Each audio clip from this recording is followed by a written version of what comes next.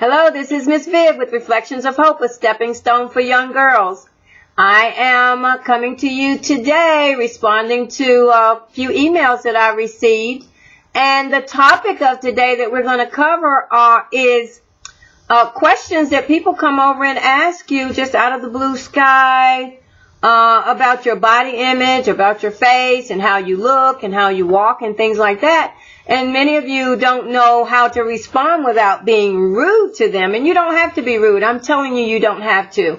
I can relate to this because I've lived it all of my life where people will come over and say, what size are you or how much do you weigh? I bet I can get my hand around your wrist. Or, just doing all kinds of things because I am a naturally thin person.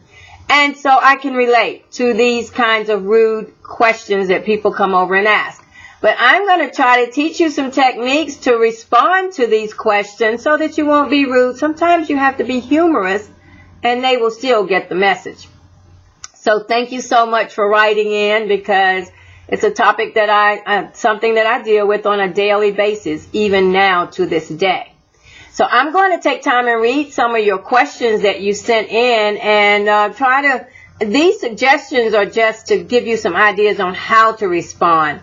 You don't necessarily have to use these responses, but it's important for you to respond. I wish someone had told me when I was your age, when I was young, how to respond to these questions, but I was a very shy person. So no one really knew how these questions that I had to endure affected me in a negative way. So, okay, the first question I'm going to read from one of you is that people ask her is, you have a small nose. You sure do. Well, it's a comment more than a question. You have a small nose. And, I would, if someone said that to me, now that I'm equipped with responses, I would say, yeah, I do have a small nose, and it keeps things that don't smell that nice. That prevents me from smelling things that don't smell good, or however you want to word that. It keeps, it keeps me from smelling yucky things or whatever. But just come up with something clever, something similar to that. And then another question is, how much do you weigh? Oh my gosh, how many times have I heard that question? How much do you weigh? Now, this is a technique that my mom taught me that I use all the time. Sometimes she says, when my mom used to say, if someone asked you an uncomfortable question or a question you didn't feel like answering, or you were embarrassed to answer or whatever, throw the question right back at them. Say, if someone says, how much do you weigh?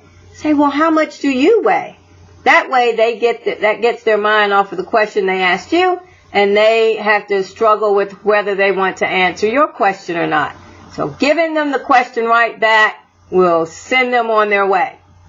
Another question that one of you tend to get from other people is, wow, how tall are you? Again, how tall are you?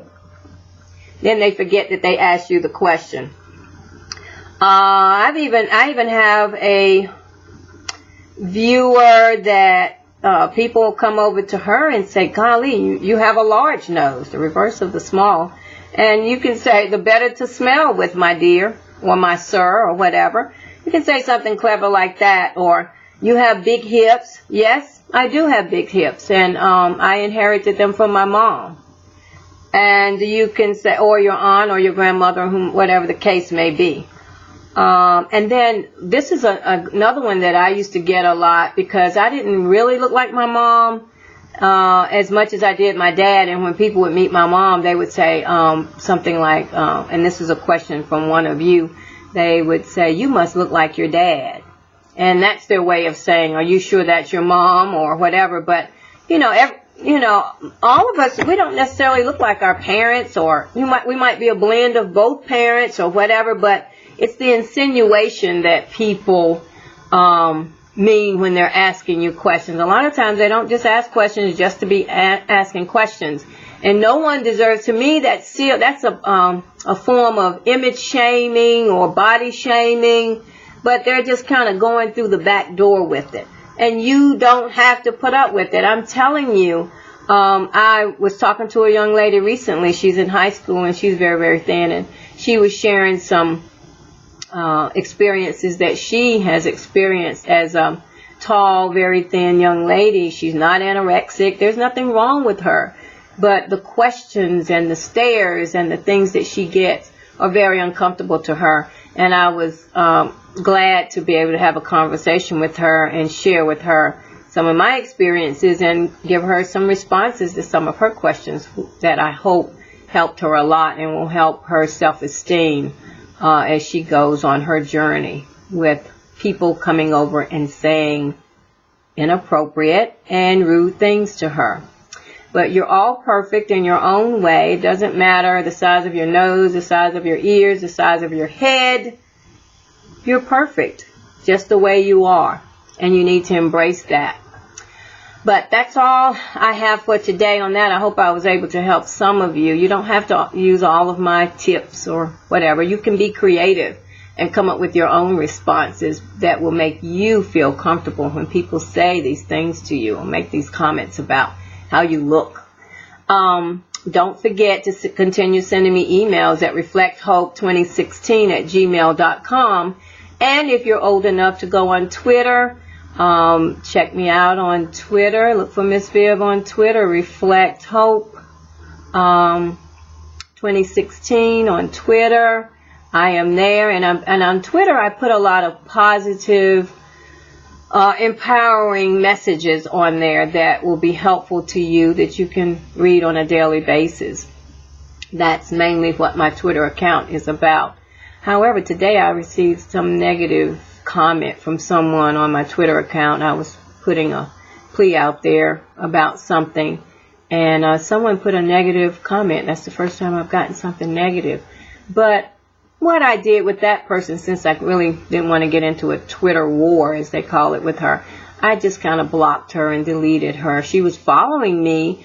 I know she could tell that I only put positive things on my Twitter account, but the first sign of anything negative, I just feel it best to block that person because I don't want my account to be, bombarded with negative comments. That's the best thing to do. Get rid of it right away. So I just unfriended her, unfollowed her, or whatever the proper term is. So just stay positive and remember to love yourself first, because that's the person you can trust the most, yourself. Okay? Again, reflecthope2016@gmail.com. Keep those emails coming and be positive every day. And have a great day, and I'll see you next time. The next time is going to be on finances and saving money. So stay tuned. Have a great day. Bye-bye.